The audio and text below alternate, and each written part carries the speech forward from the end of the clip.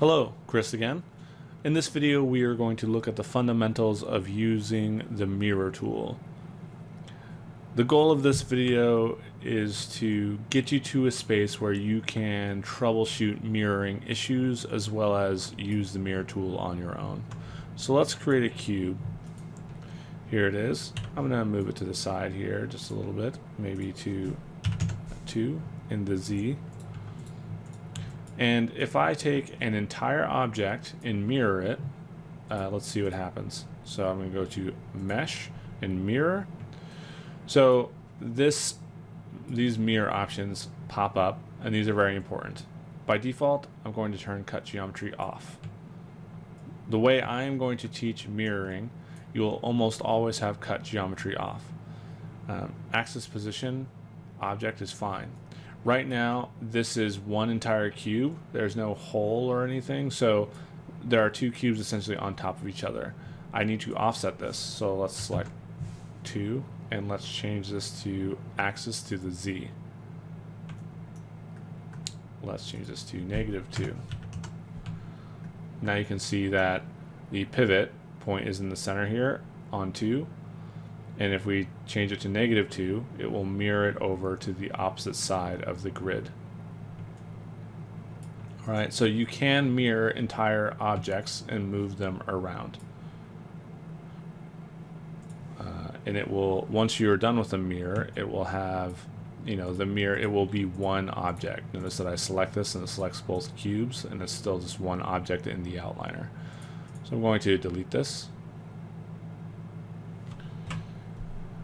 Next, I'm going to just do some simple modeling to show you another way to use the mirror tool.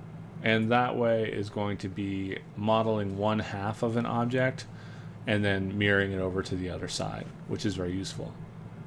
For this portion of the video, I will speed it up.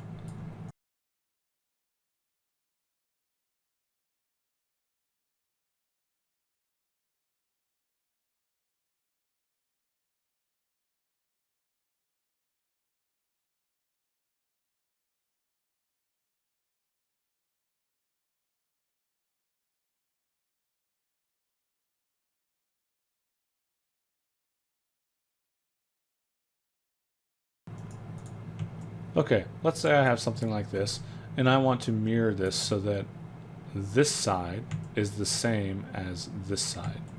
What I need to do is have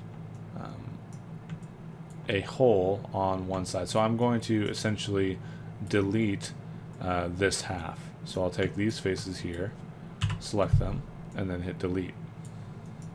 Next, I need to check my pivot. Luckily for me, the center that I just deleted, the portions that I deleted were on the exact right side of this pivot. However, most of the time you will need to manipulate your pivot in order to mirror correctly.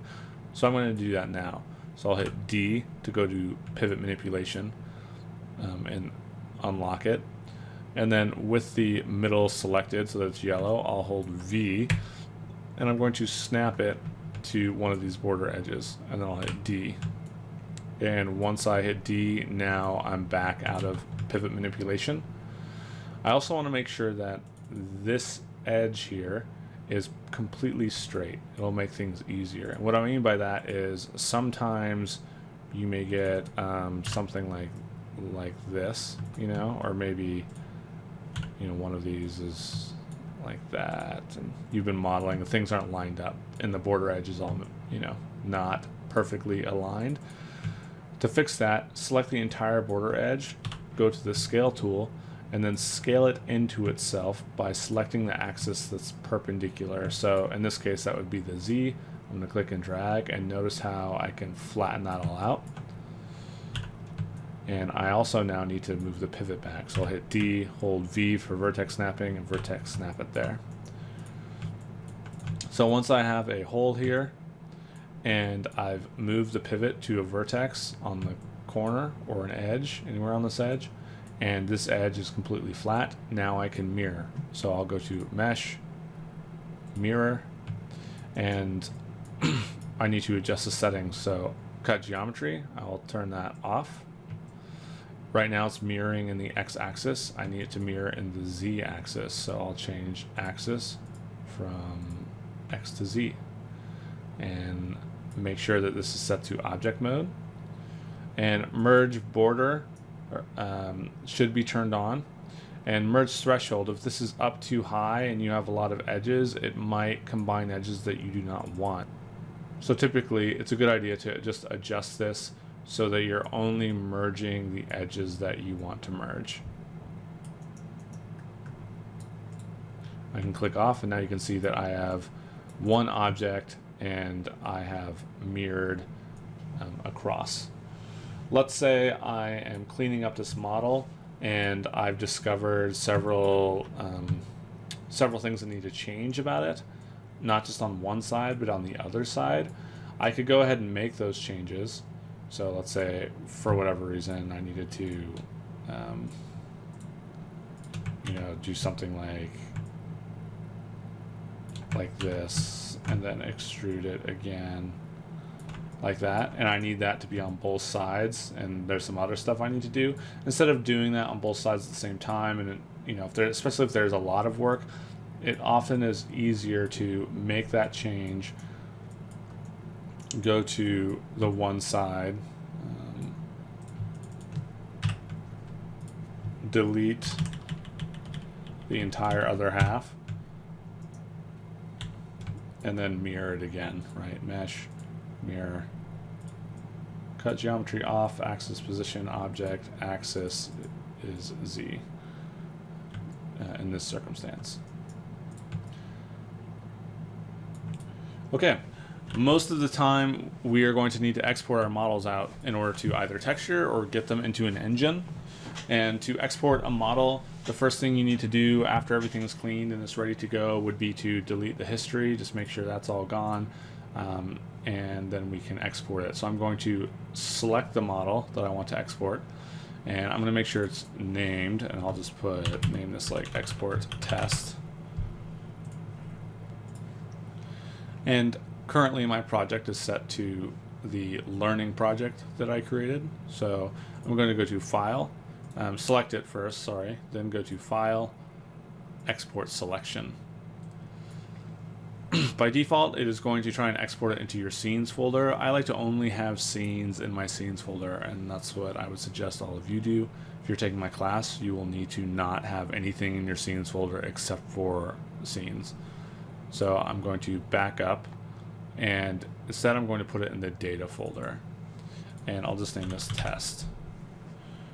So the two major exports, we can change files of types, different types of exports. The two ones that you should know are OBJ and FBX.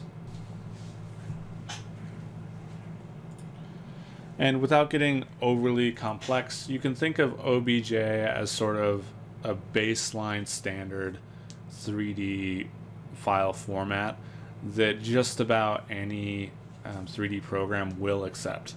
Okay, so that is really helpful about it. However, it does not always support different different components of exports. Okay, so there's OBJ export, and then there's also the FBX export.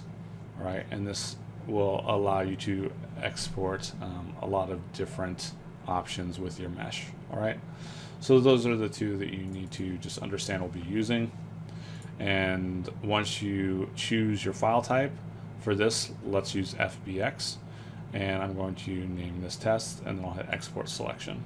I open up my project and I go to data, you'll see, oh, there's the FBX file that I just exported. And that's it for this lesson. In the next video, we will discuss UVs, what UVs are, and how we can create them. See you there.